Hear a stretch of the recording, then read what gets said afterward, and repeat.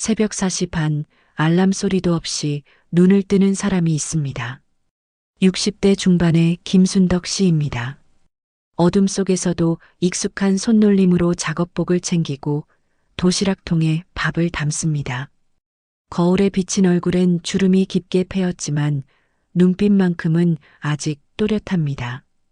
오늘도 화이팅이야. 작은 중얼거림과 함께 현관문을 열면 찬 새벽 공기가 뺨을 스칩니다. 지하철 첫 차를 타고 건설 현장으로 향하는 발걸음이 무겁지만 멈출 수는 없습니다. 집에서 잠들어 있을 새 자녀를 생각하면 오늘도 버텨낼 힘이 솟아납니다.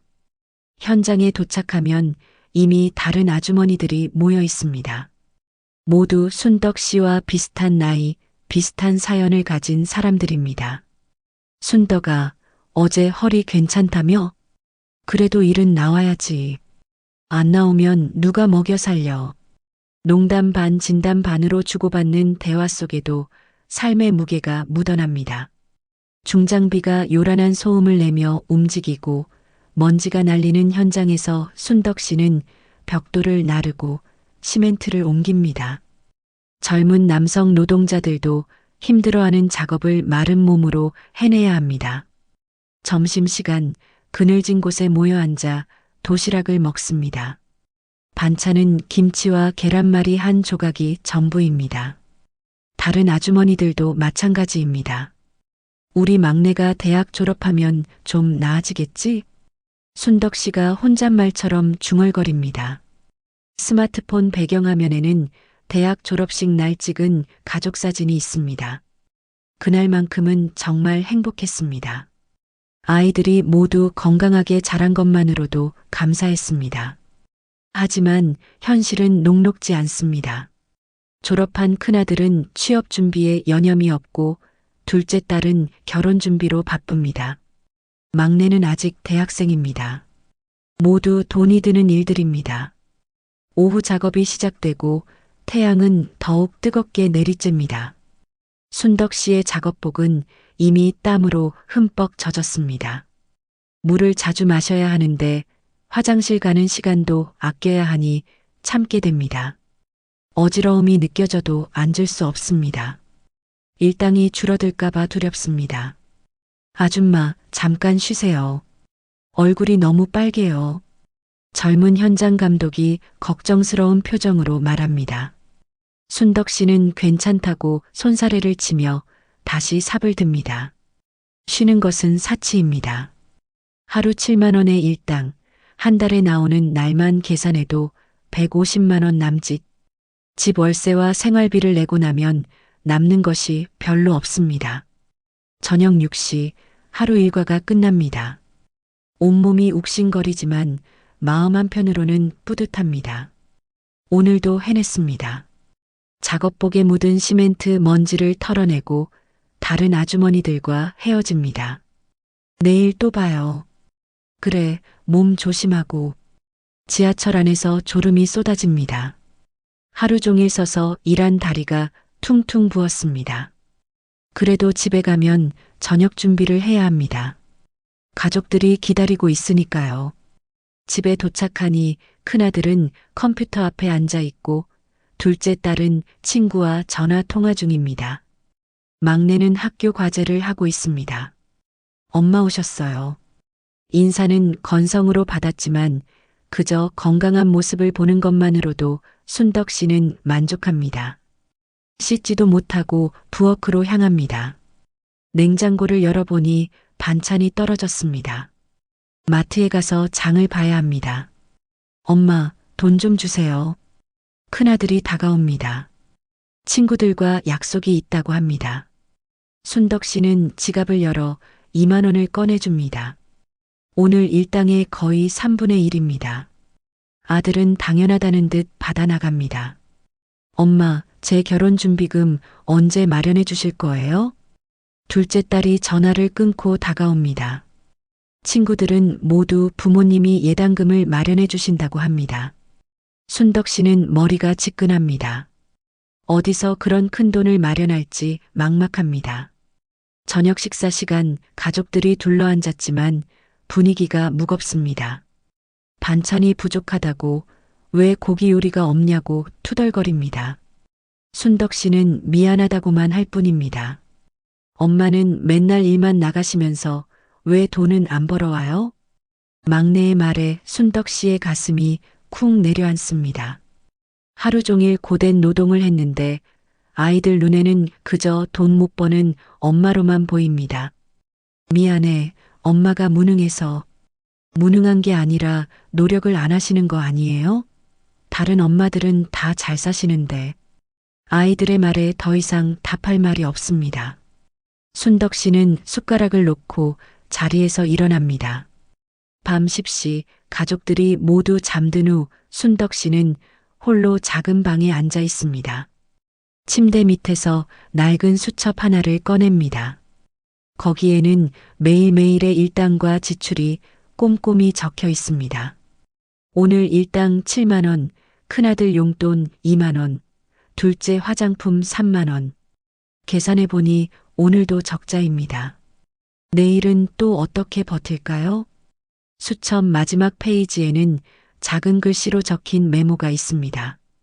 우리 아이들 다 키우고 결혼시키고 내가 죽을 때는 조금이라도 남겨주고 싶다. 지금은 힘들어도 참자. 엄마니까 할 수 있어. 눈물이 주르륵 흘러내립니다. 아무도 모르는 어머니의 다짐입니다.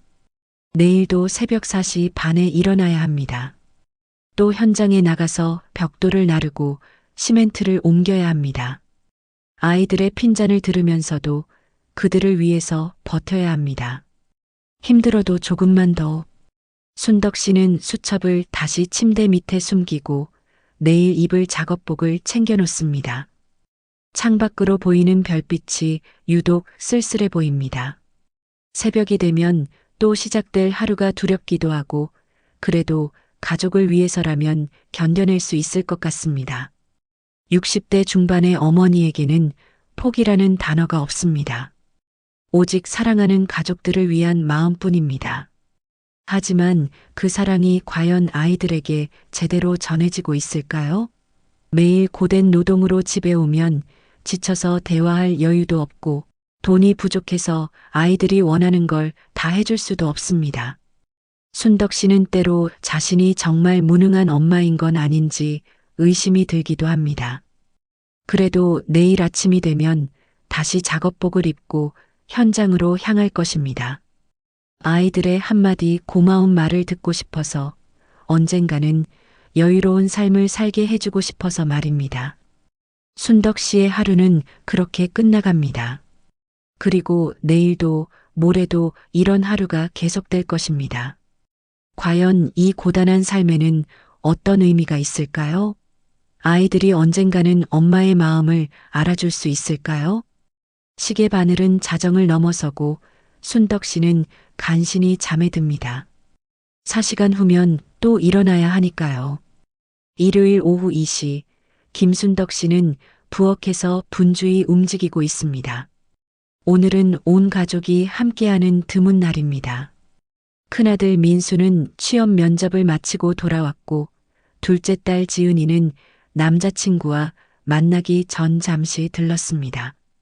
막내 현우도 친구들과 약속이 있지만 저녁 식사는 함께 하기로 했습니다. 오늘은 특별히 고기라도 좀 구워야지. 순덕 씨는 지난주 동안 모은 돈으로 삼겹살 한 팩을 샀습니다. 3만 5천 원, 하루 일당의 절반에 해당하는 금액입니다.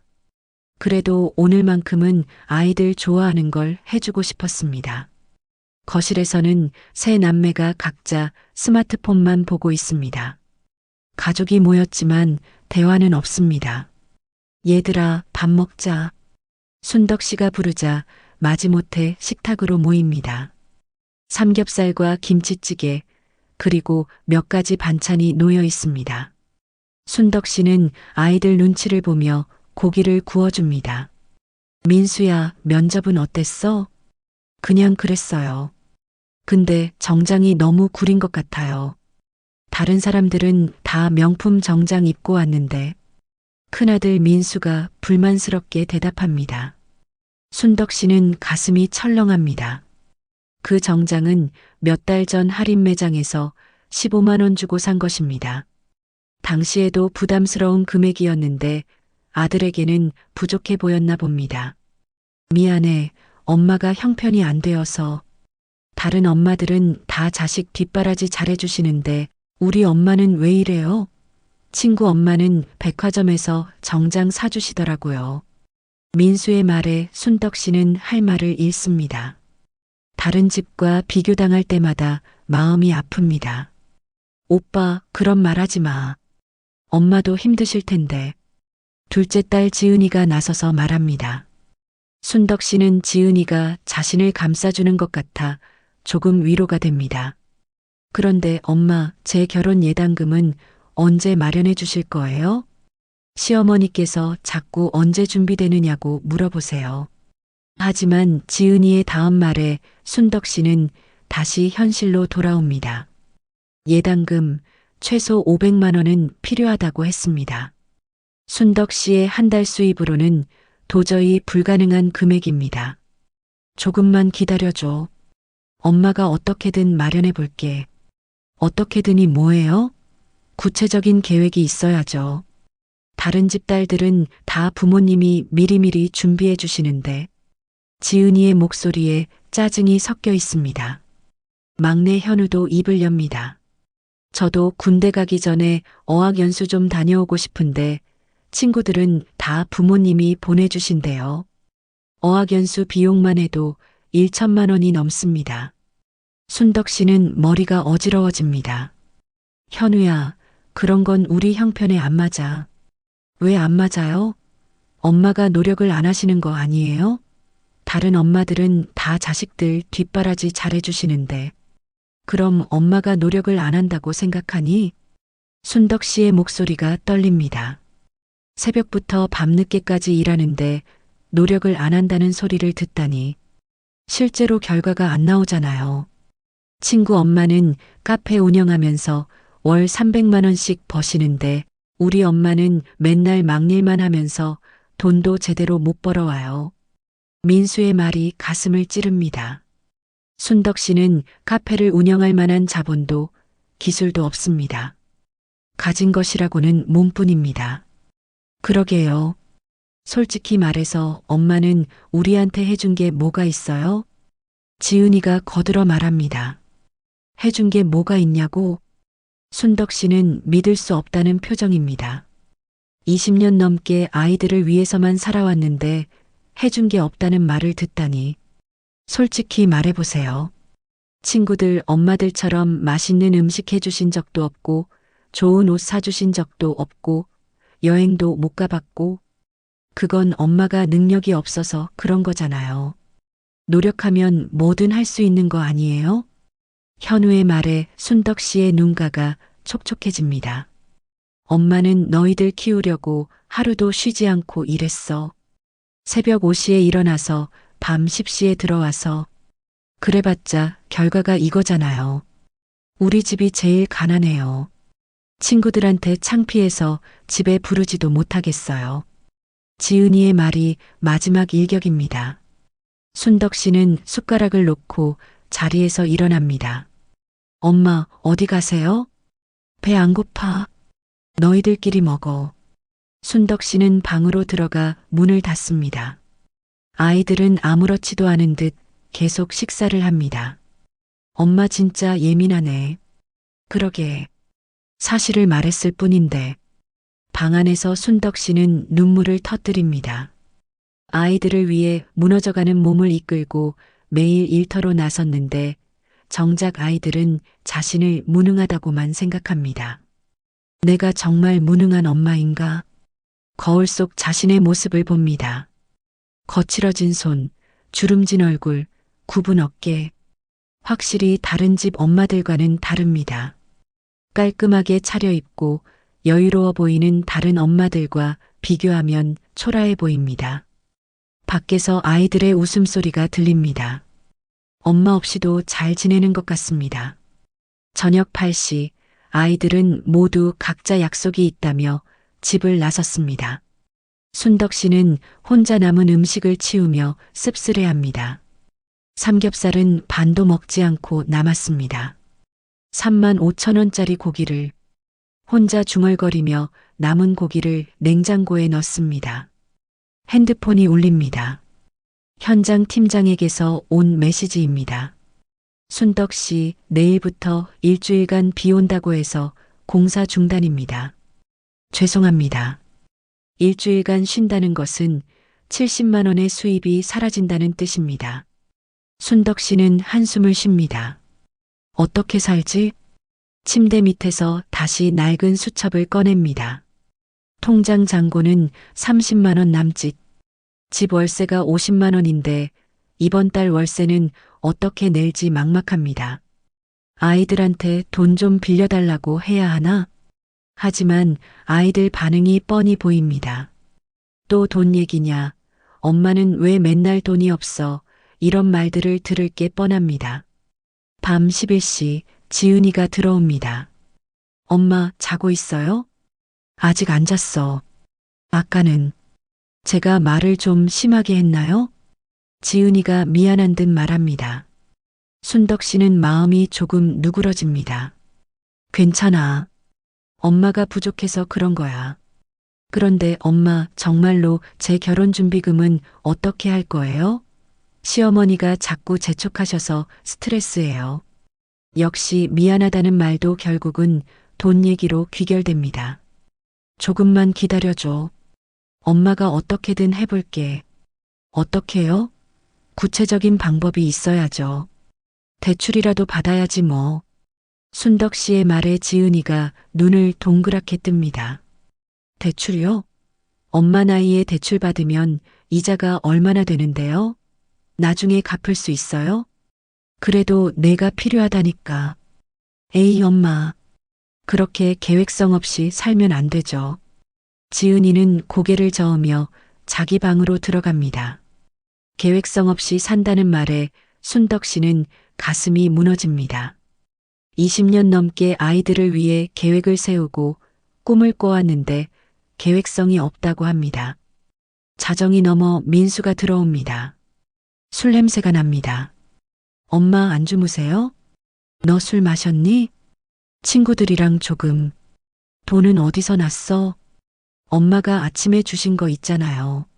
순덕 씨는 기가 막힙니다. 2만 원을 주면서 점심 먹으라고 했는데 술을 마셨다니. 점심은 굶었어? 편의점에서 삼각김밥 하나 먹었어요. 근데 엄마, 제 정장 좀 새로 사주시면 안 돼요? 면접 때마다 스트레스예요. 또 돈 얘기입니다. 순덕 씨는 더 이상 들을 힘이 없습니다. 민수야, 엄마가 그렇게 무능해 보이니? 무능하다는 게 아니라 좀 더 노력해 주시면 안 되나 싶어서요. 엄마가 노력을 안 한다고 생각해? 솔직히 말하면 친구 엄마들과 비교해 보면 좀 그래요. 친구 정민이 엄마는 부동산 중개업을 하면서 월 500만 원씩 버세요. 엄마는 공부를 못 배워서 그런 일 못해. 그럼 다른 일이라도 찾아보시면 되잖아요. 막일만 고집하지 말고.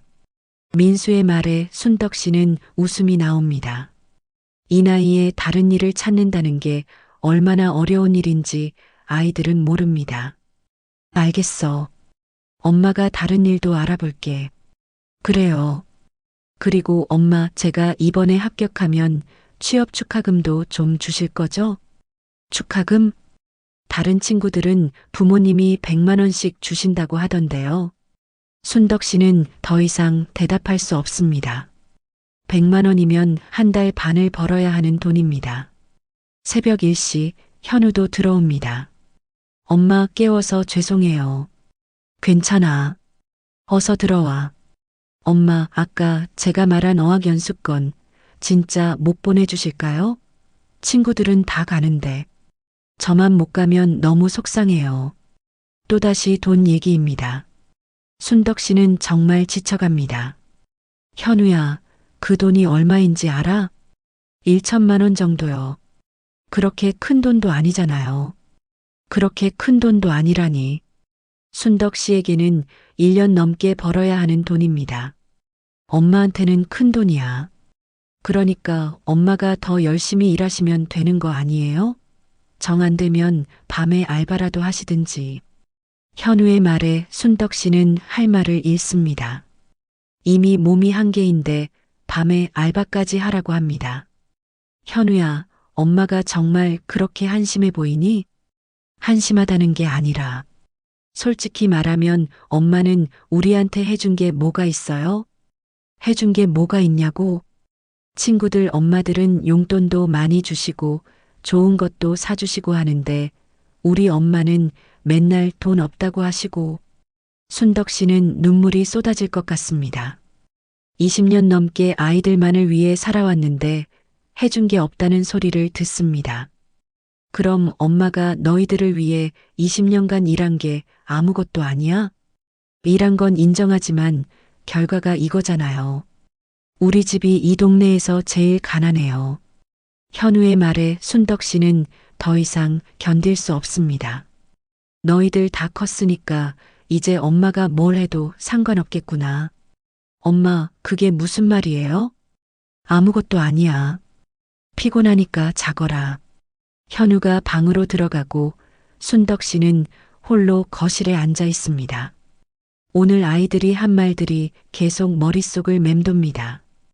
해준 게 뭐가 있어요? 노력을 안 하시는 거 아니에요? 엄마는 무능해요. 가슴이 찢어질 것 같습니다. 자신이 정말 무능한 엄마인 걸까요? 다른 엄마들처럼 아이들에게 좋은 것들을 해줄 수 없는 자신이 미워집니다. 침대 밑에서 또다시 낡은 수첩을 꺼냅니다. 마지막 페이지의 메모를 다시 읽어봅니다. 우리 아이들 다 키우고 결혼시키고 내가 죽을 때는 조금이라도 남겨주고 싶다. 과연 이런 꿈을 이룰 수 있을까요? 아이들은 자신을 무능하다고만 생각하는데 정말로 뭔가를 남겨줄 수 있을까요? 새벽 2시 순덕 씨는 수첩을 덮고 잠자리에 듭니다. 내일도 일터로 나가야 합니다. 비가 온다고 했지만 다른 일거리라도 찾아봐야 합니다. 아이들이 원하는 것들을 해주기 위해서라도 더 열심히 살아야 합니다. 하지만 과연 언제까지 버틸 수 있을까요? 몸도 마음도 한계에 다다른 것 같습니다. 월요일 새벽 4시 30분, 김순덕 씨는 평소보다 일어나기 힘들었습니다. 온몸이 무겁고 어지러움이 심했지만 일주일 동안 쉬었던 터라 더 이상 놀 수 없었습니다. 밀린 월세와 생활비를 생각하면 아파도 나가야 했습니다. 오늘도 화이팅이야. 거울 속 자신에게 억지로 웃어 보이며 작업복을 입었습니다. 얼굴이 많이 야위어 보였지만 신경 쓸 여유가 없었습니다. 현장에 도착하니 다른 아주머니들이 걱정스러운 표정으로 바라봅니다. 순덕아, 얼굴이 너무 안 좋아 보인다. 괜찮니? 응, 괜찮아. 며칠 쉬어서 그래. 하지만 몸은 정직했습니다. 평소 같으면 쉽게 들던 벽돌이 오늘은 무겁게 느껴졌습니다. 걸음걸이도 평소보다 느려졌습니다. 아줌마, 좀 천천히 하세요. 몸이 안 좋아 보이는데요. 현장 감독이 걱정스럽게 말했지만 순덕 씨는 괜찮다며 고개를 저었습니다. 천천히 할 여유가 없었습니다. 일당을 제대로 받으려면 할당량을 채워야 했습니다. 오전 11시쯤 갑자기 어지러움이 심해졌습니다. 눈앞이 흐려지고 다리에 힘이 빠졌습니다. 순덕 씨 괜찮아요? 동료 아주머니가 다가왔지만 순덕 씨는 대답할 수 없었습니다. 그대로 주저앉으면서 의식을 잃었습니다. 어서 119 불러. 현장이 순식간에 소란스러워졌습니다. 병원 응급실, 순덕 씨는 산소 마스크를 쓰고 침대에 누워 있었습니다. 의식은 돌아왔지만 몸을 움직이기 힘들었습니다. 환자 보호자분 어디 계세요? 간호사가 물었지만 아무도 없었습니다. 현장에서 함께 온 아주머니가 순덕 씨의 핸드폰으로 자녀들에게 연락을 했습니다. 1시간 후 큰아들 민수가 부랴부랴 달려왔습니다. 엄마, 괜찮으세요? 응, 괜찮아. 그냥 조금 어지러웠을 뿐이야. 순덕 씨는 아들을 안심시키려고 애썼습니다. 의사가 들어와 검사 결과를 설명했습니다. 극심한 피로와 영양실조 상태입니다. 혈압도 많이 높고요. 무리하시면 안 됩니다. 영양실조요? 민수가 놀란 표정으로 물었습니다. 네, 제대로 드시지 못하신 것 같아요. 며칠은 푹 쉬시면서 영양가 있는 음식을 드셔야 합니다. 의사가 나가고 나서 민수가 어머니를 바라봤습니다. 엄마, 밥은 제대로 드셨어요? 물론이지. 걱정하지 마. 하지만 순덕 씨는 거짓말을 했습니다. 아이들 생활비를 대느라 자신은 하루 한 끼도 제대로 못 먹는 날이 많았습니다. 저녁 무렵 지은이와 현우도 병원에 왔습니다. 엄마, 많이 아프세요? 지은이가 걱정스럽게 물었습니다. 아니야, 괜찮아. 내일이면 퇴원할 수 있을 거야. 엄마, 병원비는 얼마나 나올까요?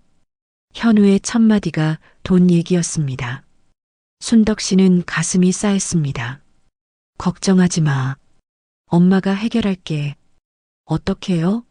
건강보험 적용돼도 꽤 나올 텐데요. 그러게. 엄마, 이런 일로 돈 쓰면 안 되는데. 지은이의 말에 순덕 씨는 씁쓸해했습니다. 자신이 아픈 것도 돈 때문에 걱정거리가 됩니다. 미안해. 엄마가 몸 관리를 제대로 못해서. 그러게 말이에요. 아프면 누가 돈 벌어요? 엄마가 좀 더 건강 관리를 하셔야죠. 민수의 말에 순덕 씨는 허탈했습니다. 자식들의 관심사는 여전히 돈뿐이었습니다. 그런데 엄마, 오늘 일 안 나가신 거죠? 일당 손해보신 거네요. 현우의 말에 순덕 씨는 눈물이 날 것 같았습니다. 밤 9시 자녀들은 모두 집으로 돌아갔습니다. 순덕 씨는 혼자 병실에 누워 있었습니다. 혼자 오셨어요? 밤 근무 간호사가 들어와 물었습니다. 아니에요. 아이들이 다녀갔어요. 아, 그러세요. 그런데 어머니 많이 무리하셨나 봐요. 몸이 너무 안 좋아요. 간호사의 걱정 어린 말에 순덕 씨는 눈물이 핑 돌았습니다. 자식들보다 남인 간호사가 더 따뜻했습니다. 괜찮아요. 며칠 쉬면 나아질 거예요. 어머니 같은 분들 많이 봤는데 정말 몸 조심하셔야 해요. 자녀분들도 걱정이 많으실 텐데. 간호사는 자녀들이 걱정한다고 생각하고 있었지만 실제로는 달랐습니다. 새벽 2시 순덕 씨는 잠에서 깨어 천장을 바라봤습니다. 몸은 여전히 무겁고 호흡도 가빠졌습니다. 이러다가 정말 죽는 건 아닐까? 처음으로 죽음에 대해 생각해 봤습니다. 지금까지는 아이들을 위해 죽을 수도 없다고 생각했는데 몸이 말을 듣지 않으니 무서워졌습니다. 침대 옆 서랍을 열어 핸드폰을 꺼냈습니다. 아이들에게 전화를 하고 싶었지만 밤늦은 시간이라 참았습니다. 대신 문자를 보냈습니다. 아이들아, 엄마 괜찮으니까 걱정하지 마. 사랑한다.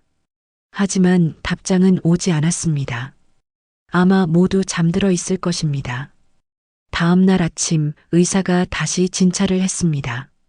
어제보다 더 나빠졌네요. 심장에도 무리가 온 것 같은데 정밀 검사를 해봐야겠어요. 정밀 검사요? 비용이 많이 들지 않나요? 순덕 씨가 걱정스럽게 물었습니다. 지금은 비용보다 건강이 우선이죠. 가족분들과 상의해 보세요. 오전 10시 아이들이 다시 병원에 왔습니다. 엄마 상태가 어떠시대요? 지은이가 물었습니다. 의사 선생님이 정밀 검사를 받아보자고 하시네. 정밀 검사요? 얼마나 들어요? 역시 민수의 첫 관심사는 비용이었습니다. 몰라. 아직 물어보지 않았어. 엄마, 꼭 필요한 검사예요? 돈 많이 드는데 굳이 해야 하나요? 현우의 말에 순덕 씨는 말문이 막혔습니다. 목숨이 걸린 일인데 돈을 따져? 아니, 그게 아니라 엄마가 워낙 과민 반응을 잘 하시니까요. 별거 아닌 것도 크게 느끼시잖아요. 지은이의 말에 순덕 씨는 가슴이 무너졌습니다. 그럼 엄마가 꾀병을 부린다는 거니? 꾀병이라는 게 아니라 좀 예민하게 반응하시는 것 같아서요. 아이들은 여전히 자신의 아픔을 이해하지 못했습니다. 점심시간 아이들이 식사를 하러 나간 사이 순덕 씨는 간호사를 불렀습니다. 간호사님, 부탁이 하나 있어요. 네, 뭐든 말씀하세요. 만약에 말이에요. 제가 위험한 상황이 되면 이걸 제 아이들에게 전해주실 수 있어요? 순덕 씨는 작은 봉투 하나를 꺼냈습니다. 병원 올 때도 가져온 소중한 물건이었습니다. 어머니, 무슨 말씀을 그렇게 하세요? 곧 좋아지실 거예요. 그래도 만약에 모르니까요. 이거 꼭 전해주세요. 간호사는 봉투를 받아 순덕 씨의 이름을 적어 보관했습니다. 오후 2시 정밀 검사 결과가 나왔습니다. 심장에 이상이 있어요. 수술이 필요할 수도 있습니다. 의사의 말에 아이들의 표정이 어두워졌습니다. 수술이요? 비용이 얼마나? 지금은 비용 문제가 아니죠. 생명이 위험할 수 있어요. 의사가 심각한 표정으로 말했습니다. 아이들은 복도에서 회의를 했습니다. 수술비가 얼마나 들까요? 최소 몇백만 원은 들 것 같은데. 우리 형편에 그런 돈이 어딨어요? 순덕 씨는 병실에서 아이들의 대화를 들었습니다. 자신의 생명보다 돈을 걱정하는 아이들을 보며 마음이 아팠습니다. 저녁 7시 갑자기 순덕 씨의 상태가 급격히 악화됐습니다. 어머니, 괜찮으세요? 간호사가 달려왔지만 순덕 씨는 의식을 잃어가고 있었습니다. 응급실로 옮겨야겠어요. 아이들에게 연락이 갔고 모두 급히 병원으로 달려왔습니다. 중환자실 앞에서 아이들은 초조하게 기다렸습니다. 엄마가 정말 위험한 건가요? 지은이가 떨리는 목소리로 물었습니다. 의사 선생님이 위험하다고 하셨어요. 간호사의 말에 아이들은 비로소 심각성을 깨달았습니다. 엄마, 죽으면 안 돼요. 아직 해드릴 일이 많은데. 현우가 중환자실 문을 바라보며 눈물을 흘렸습니다. 그러게요. 엄마한테 못된 말 많이 했는데. 민수도 후회스러워했습니다. 밤 11시 의사가 나와 설명했습니다. 일단 위기는 넘겼지만 상태가 좋지 않아요. 언제든 다시 위험해질 수 있습니다. 아이들은 그제야 어머니의 소중함을 깨달았습니다. 어머니가 이걸 전해달라고 하셨어요. 간호사가 작은 봉투를 건네줬습니다. 이게 뭐예요? 민수가 받아보니 봉투 안에 작은 종이와 함께 뭔가 들어있었습니다. 뭔지 확인해 보세요. 어머니가 정말 소중히 여기는 것 같았어요. 아이들은 떨리는 손으로 봉투를 열었습니다. 그 안에는 낡은 통장 하나와 손글씨로 쓴 편지가 들어 있었습니다. 이게 뭐지? 지은이가 통장을 펼쳐보려는 순간 중환자실에서 경보음이 울렸습니다. 어머니 상태가 다시 악화됐어요.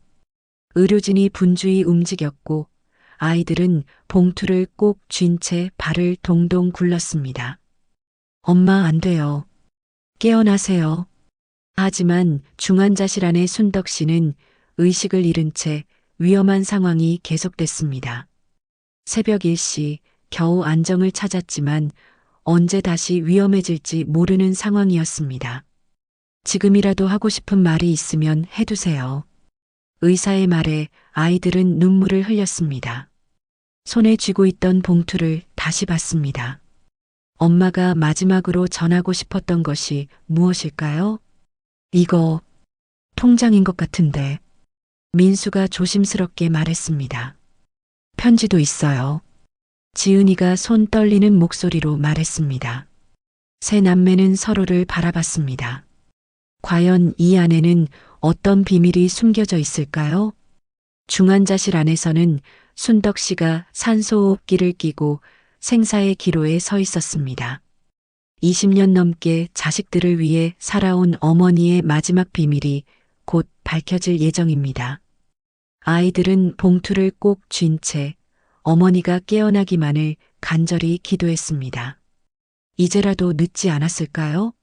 그동안 못다한 사랑을 표현할 기회가 올까요? 새벽 2시 중환자실 앞 의자에 앉은 세 남매는 여전히 봉투를 들고 있었습니다. 어머니의 상태는 안정되었지만 언제 다시 위험해질지 모르는 상황이었습니다. 이거 정말 열어봐도 될까? 지은이가 조심스럽게 물었습니다. 엄마가 우리에게 전해달라고 하신 거니까 봐야죠. 민수가 대답했지만 목소리에 떨림이 있었습니다. 현우는 아무 말 없이 봉투를 바라만 봤습니다. 왠지 모르게 무서웠습니다. 그 안에 뭔가 중요한 것이 들어있을 것 같았습니다. 그럼 열어볼까요? 민수가 봉투 입구를 조심스럽게 벌렸습니다. 그 안에서 낡은 통장 하나와 접힌 종이가 나왔습니다. 먼저 종이를 펼쳐봤습니다. 어머니의 손글씨로 빼곡히 적혀 있었습니다. 사랑하는 내 아이들에게. 편지는 이렇게 시작되었습니다.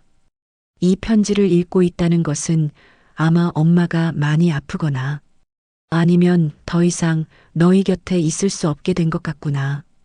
엄마가 평생 하지 못한 말들을 이제라도 전하고 싶어서 이 글을 쓴다. 세 남매는 숨을 죽이고 편지를 읽어 내려갔습니다. 민수야, 너는 엄마의 첫 아이로 태어나서 엄마를 처음으로 엄마라고 불러준 소중한 아들이야. 내가 태어났을 때 엄마는 세상에서 가장 부자가 된 기분이었어. 지금 내가 취업 때문에 힘들어하는 것을 엄마도 알고 있다. 내 정장이 초라해 보인다고 했지만 엄마 눈에는 세상에서 가장 멋있는 아들이야. 민수의 눈가가 촉촉해졌습니다. 지은아, 우리 딸. 엄마의 유일한 딸로 태어나서 엄마에게 얼마나 큰 기쁨을 주었는지 모를 거야. 내가 결혼 준비 때문에 스트레스 받는 것도 엄마가 다 알고 있어. 예당금이 부족해서 미안하구나. 하지만 너는 그 무엇보다 소중한 엄마의 딸이야. 지은이도 눈물을 훔쳤습니다. 현우야, 막내 아들. 너는 엄마의 마지막 아이로 태어나서 엄마에게 늘 웃음을 주었어. 어학연수를 보내주지 못해서 미안하다. 하지만 너는 그 무엇보다 소중한 엄마의 아들이야. 편지는 계속 이어졌습니다. 너희들이 엄마에게 해준 게 뭐가 있냐고 물었지? 엄마가 답하지 못했지만 사실 너희들이 해준 게 너무 많아. 너희가 건강하게 태어나 준 것, 엄마라고 불러준 것, 매일 집에 돌아와 준 것, 그 모든 것이 엄마에게는 최고의 선물이었어. 세 남매는 목이 메어 말을 할 수 없었습니다. 엄마가 무능하다고 했지? 맞아, 엄마는 무능해. 다른 엄마들처럼 좋은 음식 해주지도 못하고, 좋은 옷 사주지도 못하고, 여행도 못 데려가줬어. 하지만 엄마에게는 너희를 사랑하는 마음만큼은 세상 그 누구보다 컸단다. 편지의 마지막 부분이었습니다. 이제 통장을 확인해봐. 엄마가 20년 넘게 너희들을 위해 모은 돈이야. 많지는 않지만 엄마가 가진 것 중에서는 가장 소중한 것이야. 이 돈으로 민수는 좋은 정장 사고, 지은이는 결혼 준비하고, 현우는 공부하렴. 그리고 남은 돈은 셋이서 나눠 가져. 엄마가 너희에게 줄 수 있는 마지막 선물이야. 편지는 이렇게 끝났습니다. 엄마는 너희들이 행복했으면 좋겠어. 서로 사랑하고 도와가며 살았으면 좋겠어. 엄마가 없어도 잘 살 수 있을 거야. 너희들은 엄마의 자랑이니까. 사랑한다. 내 아이들아. 마이너스 엄마가. 세 남매는 모두 울고 있었습니다. 그제야 통장을 펼쳐봤습니다. 통장 첫 페이지를 넘기는 민수의 손이 떨렸습니다. 그리고 그들이 본 것은 이게 뭐예요? 지은이가 놀란 목소리로 말했습니다. 통장에는 20년 넘은 적금 내역이 빼곡히 적혀 있었습니다. 매달 5만 원씩, 때로는 3만 원씩, 어떤 달은 1만 원씩이라도 꾸준히 넣은 흔적이 있었습니다. 2003년 1월 5만 원 입금, 2003년 2월 3만 원 입금, 2003년 3월 5만 원 입금. 매 페이지마다 어머니의 정성이 고스란히 담겨 있었습니다. 엄마가 이걸 언제부터 모으신 거예요? 현우가 떨리는 목소리로 물었습니다. 민수 오빠가 고등학생 될 때부터인 것 같아요. 지은이가 계산해 봤습니다. 마지막 페이지를 넘기자 잔액이 나타났습니다. 1,400만 원? 민수가 믿을 수 없다는 표정으로 다시 확인했습니다. 1,800만 원이 맞네요. 현우도 놀란 표정이었습니다. 엄마가 이 돈을 어떻게... 통장 메모란에는 작은 글씨로 적힌 내용들이 있었습니다. 민수 대학 입학금, 지은이 결혼준비금, 현우 어학연수비, 아이들 미래를 위해 어머니는 자녀들이 필요로 할 모든 것들을 미리 준비해 두었습니다. 엄마가 우리 때문에 이렇게 고생하신 거였어요? 지은이가 눈물을 흘리며 말했습니다. 통장 뒷면에는 또 다른 메모가 있었습니다.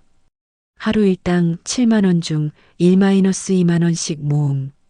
점심값 아껴서, 버스비 아껴서, 내 옷 안 사고 모은 돈. 아이들이 행복했으면 좋겠다. 세 남매는 더 이상 말할 수 없었습니다. 엄마가 점심도 안 드시고 이 돈을 모으신 거예요? 민수가 충격받은 표정으로 말했습니다. 그러니까 엄마가 영양실조로 쓰러지신 거구나. 현우도 깨달았습니다. 우리가 엄마한테 얼마나 못된 말을 했는지. 지은이가 오열했습니다. 이때 중환자실에서 간호사가 나왔습니다. 어머니가 의식을 찾으셨어요. 잠깐 면회하실 수 있어요. 세 남매는 부랴부랴 중환자실로 들어갔습니다. 산소 마스크를 쓰고 누워있는 어머니의 모습이 너무 초라해 보였습니다. 엄마, 민수가 어머니의 손을 잡았습니다. 순덕 씨는 힘겹게 눈을 떴습니다. 아이들, 와줘서 고마워. 엄마, 죄송해요. 정말 죄송해요. 지은이가 어머니의 다른 손을 잡으며 울었습니다. 엄마, 통장 봤어요. 편지도 봤고요. 현우가 말했습니다. 순덕 씨의 눈에 눈물이 고였습니다. 많지 않아서 미안해. 엄마, 무슨 말씀을 그렇게 하세요. 우리가 미안해요. 민수가 눈물을 흘렸습니다. 엄마가 우리 때문에 이렇게 고생하시는 줄 몰랐어요. 지은이도 울먹였습니다. 미안해요, 엄마. 우리가 엄마한테 해준 게 뭐가 있냐고 말한 거. 정말 죄송해요. 현우가 어머니의 손을 꼭 잡았습니다. 괜찮아. 엄마는 괜찮아. 순덕 씨는 힘겹게 미소를 지었습니다. 엄마, 이제 우리가 엄마를 지켜드릴게요. 민수가 다짐했습니다. 그래요, 엄마. 이제 우리가 효도할게요. 지은이도 약속했습니다. 엄마, 사랑해요. 정말 사랑해요. 현우가 말했습니다. 순덕 씨의 눈에서 눈물이 흘러내렸습니다. 하지만 이번에는 슬픈 눈물이 아니었습니다. 고마워. 정말 고마워. 그 순간 심전도 모니터의 소리가 안정되었습니다. 어머니의 상태가 호전되고 있었습니다. 엄마, 빨리 나으세요. 우리가 엄마한테 잘해드릴게요. 이제부터는 우리가 엄마를 보살펴 드릴게요. 엄마, 정말 사랑해요. 세 자녀의 진심 어린 말에 순덕 씨는 평생 듣고 싶었던 말을 드디어 들을 수 있었습니다. 20년 넘게 혼자 감당해온 무게가 드디어 나눠지는 순간이었습니다. 간호사실에서 이 모습을 지켜보던 간호사도 눈물을 닦았습니다. 정말 위대한 어머니세요. 중환자실 안에서는 늦었지만 진짜 가족의 시간이 시작되고 있었습니다. 통장 안에 1,800만 원은 단순한 돈이 아니었습니다. 그것은 20년 넘게 자식들을 향한 어머니의 끝없는 사랑이 쌓인 결과였습니다. 매일 점심을 굶으면서도, 자신의 옷을 사지 않으면서도, 버스 대신 걸어 다니면서도 모은 돈이었습니다. 자식들이 해준 게 뭐가 있냐고 말할 때마다 가슴이 찢어졌지만 그래도 포기하지 않고 모은 사랑의 결정체였습니다. 이제 세 남매는 알았습니다. 진짜 부자가 누구인지, 진짜 사랑이 무엇인지 말입니다. 어머니의 손을 꼭 잡은 채 그들은 다시는 이 손을 놓지 않겠다고 마음속으로 다짐했습니다. 늦었지만 아직 늦지 않았습니다. 이제부터라도 진짜 효도를 시작할 수 있으니까요. 중환자실의 작은 침대에서 세상에서 가장 큰 사랑이 확인되는 순간이었습니다. 한 달 후 김순덕 씨는 완전히 회복되어 퇴원했습니다. 의사도 놀랄 정도로 빠른 회복이었습니다. 아마도 자식들의 사랑이 가장 좋은 약이었을 것입니다. 퇴원하는 날 세 자녀가 모두 병원에 마중 나왔습니다. 엄마, 이제 정말 괜찮으신 거죠? 지은이가 걱정스럽게 물었습니다. 응, 괜찮아. 이제 완전히 나았어. 순덕 씨의 얼굴에는 한 달 전과는 다른 평화로운 미소가 있었습니다. 엄마, 차 가져왔어요. 타세요. 민수가 휠체어를 밀며 말했습니다. 병원에서 빌린 휠체어였지만 아들이 직접 밀어주니 최고급 승용차 같았습니다. 집으로 돌아가는 길, 차 안의 분위기가 예전과 완전히 달랐습니다. 엄마, 배고프시죠? 제가 미역국 끓여뒀어요. 현우가 말했습니다. 평생 라면도 제대로 끓여보지 않던 막내가 직접 요리를 배워서 준비한 것이었습니다. 정말? 우리 막내가? 순덕 씨가 놀라워했습니다. 네, 유튜브 보면서 배웠어요. 엄마가 좋아하실 만한 음식들 다 배우고 있어요.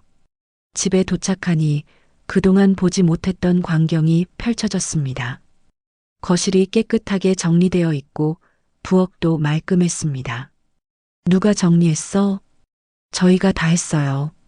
엄마 오실 때까지 번갈아 가면서 청소하고 정리했어요. 지은이가 대답했습니다. 저녁 식사 시간, 온 가족이 둘러앉은 식탁의 분위기가 완전히 달랐습니다. 엄마, 드세요. 제가 직접 끓인 거예요. 현우가 정성스럽게 미역국을 떠서 어머니 앞에 놓았습니다. 맛있다. 정말 맛있어.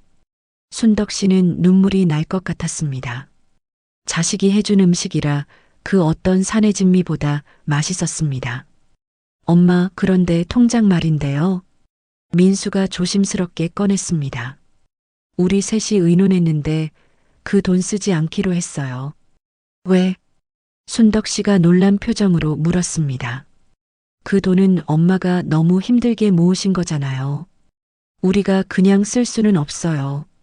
지은이가 말했습니다. 그럼 그 돈은 어떻게 할 거야? 엄마를 위해서 쓰려고요. 엄마가 편하게 쉴 수 있도록 맛있는 음식도 드시고 좋은 옷도 사 입으시고. 현우의 말에 순덕 씨는 고개를 저었습니다.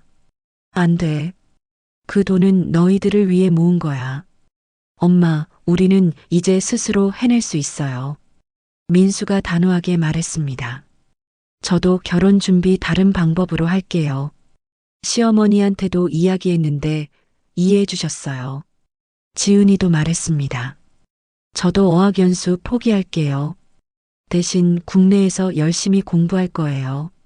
현우도 덧붙였습니다. 얘들아. 순덕 씨의 눈가가 촉촉해졌습니다. 엄마, 우리가 정말 깨달았어요. 돈이 중요한 게 아니라 사랑이 중요한 거라는 걸요. 민수가 어머니의 손을 잡았습니다. 그래요, 엄마. 엄마가 우리한테 해준 게 뭐냐고 물었는데 사실 엄마가 해주신 게 너무 많았어요. 지은이도 손을 잡았습니다. 엄마가 우리를 낳아주시고 키워주시고 사랑해주신 것. 그게 세상에서 가장 큰 선물이었어요. 현우도 어머니의 손을 포개어 잡았습니다. 세 남매의 손에 둘러싸인 순덕 씨의 손은 더 이상 거칠지 않아 보였습니다.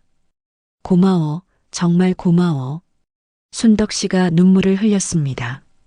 하지만 이번에는 행복한 눈물이었습니다. 그 후로 김 씨 가족의 일상은 완전히 바뀌었습니다. 민수는 취업에 성공했습니다.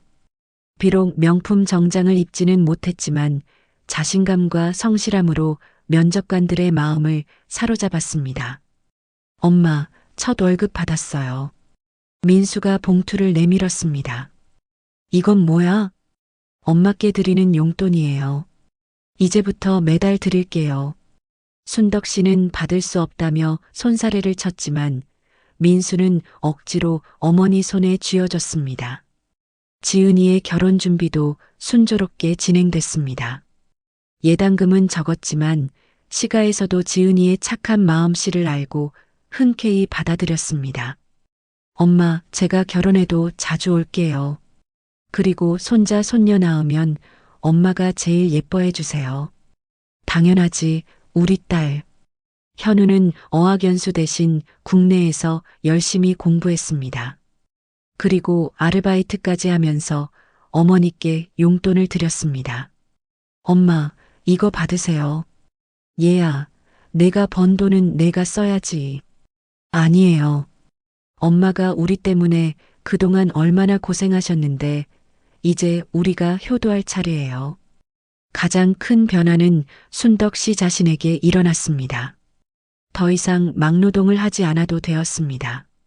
자녀들이 말렸기 때문입니다. 엄마, 이제 그런 힘든 일 하지 마세요. 그럼 엄마는 뭘 하고 살아? 집에서 쉬세요. 우리가 벌어올게요. 하지만 순덕 씨는 그냥 쉴 수 없었습니다. 평생 일하며 살아온 습관 때문이었습니다. 그럼 가벼운 일이라도 해야겠어. 결국 순덕 씨는 동네 슈퍼에서 파트타임으로 일하기 시작했습니다. 막노동에 비하면 정말 편한 일이었습니다. 어느 일요일 오후 온 가족이 함께 공원을 산책했습니다. 엄마, 기분 어때요? 지은이가 물었습니다. 너무 좋아. 이렇게 너희들과 함께 걸을 수 있어서. 엄마, 예전에는 우리가 정말 철없었죠? 현우가 미안한 표정으로 말했습니다. 아니야. 너희들이 철없던 게 아니라 엄마가 표현을 잘못한 거야. 무슨 말씀이에요? 엄마가 사랑을 제대로 표현하지 못해서 너희들이 오해한 거야. 돈으로만 사랑을 표현하려고 했으니까. 순덕 씨의 말에 아이들은 고개를 저었습니다. 아니에요, 엄마. 엄마의 사랑은 충분히 전해졌어요. 우리가 깨닫지 못했을 뿐이에요. 민수가 말했습니다. 공원 벤치에 앉아 가족 사진을 찍었습니다. 예전에는 찍어도 어색했던 가족 사진이 이제는 자연스럽고 행복해 보였습니다. 이 사진 액자에 넣어서 거실에 걸어놔야겠어요. 지은이가 말했습니다. 그래, 좋은 생각이다. 저녁에 집으로 돌아와서 순덕 씨는 그 유명한 낡은 수첩을 다시 꺼냈습니다. 하지만 이번에는 마지막 페이지에 새로운 내용을 적었습니다. 꿈이 이루어졌다. 아이들이 엄마의 사랑을 알아주었다. 이제 진짜 행복하다. 그리고 그 아래에 새로운 목표를 적었습니다. 아이들과 더 많은 시간을 보내자. 손자, 손녀들과 함께 놀아주자. 건강하게 오래 살자. 몇 개월 후 지은이의 결혼식이 있었습니다. 비록 화려하지는 않았지만 사랑이 가득한 결혼식이었습니다. 엄마, 그동안 키워주셔서 감사해요. 지은이가 어머니를 꼭 안으며 말했습니다. 우리 딸 행복하게 살아. 순덕 씨도 딸을 꼭 안았습니다. 결혼식 피로연에서 순덕 씨는 처음으로 여유로운 표정을 지었습니다. 더 이상 돈 걱정을 하지 않아도 되니 마음이 편했습니다. 어머님 정말 멋지세요. 사돈이 다가와 말했습니다. 아니에요. 지은이가 이렇게 착하게 자란 것도 다 어머님 덕분이에요. 순덕 씨는 처음으로 자신이 자랑스러웠습니다. 1년 후 지은이가 첫 아이를 낳았습니다. 순덕 씨의 첫 손녀였습니다. 엄마, 할머니 되신 것 축하해요. 민수가 말했습니다. 할머니라니. 정말 할머니가 됐구나. 순덕 씨는 손녀를 안고 눈물을 흘렸습니다. 이 아이한테는 진짜 좋은 할머니가 되어줄게. 그로부터 순덕 씨의 새로운 인생이 시작됐습니다. 손녀를 돌봐주고 자녀들과 더 많은 시간을 보내고 자신을 위한 시간도 갖게 됐습니다. 어느 일요일 온 가족이 모인 저녁 식사 자리에서 현우가 말했습니다.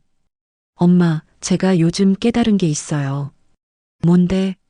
진짜 유산은 돈이 아니라는 거예요. 무슨 말이야? 엄마가 우리한테 물려주신 진짜 유산은 사랑하는 법이에요. 희생하는 법이고 가족을 소중히 여기는 법이에요. 현우의 말에 모든 가족이 고개를 끄덕였습니다. 그래요, 엄마. 그 통장은 돈이 아니라 사랑이었어요. 민수가 말했습니다. 20년 동안 매일매일 쌓인 사랑이었죠.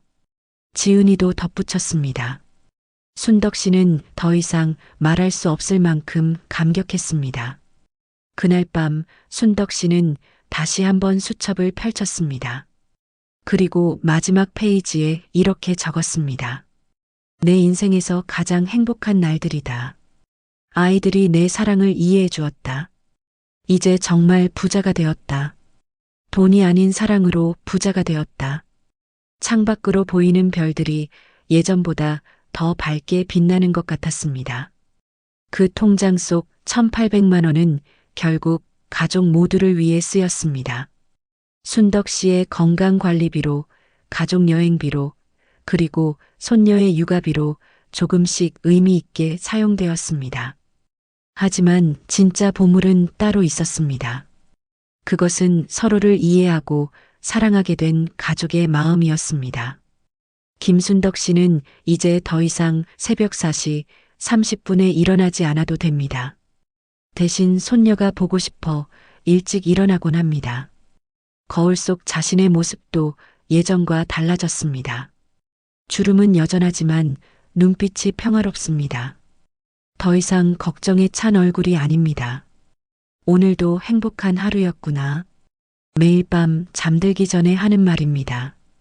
20년 넘게 혼자 감당했던 무거운 짐을 이제는 가족들과 나눠지고 있습니다.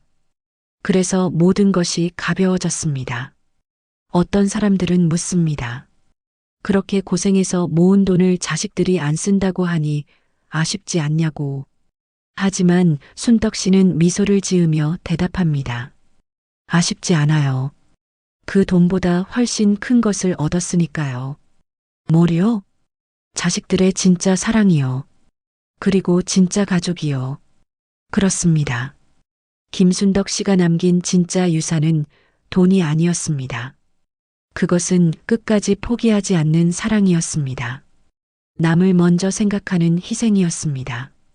어떤 어려움도 이겨내는 인내였습니다. 그리고 가족을 향한 변하지 않는 믿음이었습니다. 이 모든 것이 자녀들에게 고스란히 전해졌고 이제 그들도 같은 사랑으로 다음 세대에게 물려줄 것입니다. 손녀가 자라서 언젠가 물어볼지도 모릅니다. 할머니, 어떻게 그렇게 살 수 있었어요? 그때 순덕 씨는 이렇게 대답할 것입니다. 사랑하는 사람이 있으면 뭐든지 할 수 있단다. 할머니에게는 너희들이 있었거든.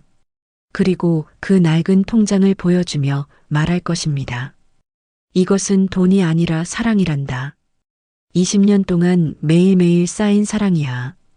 김순덕 씨의 이야기는 끝났지만 그 사랑은 계속될 것입니다.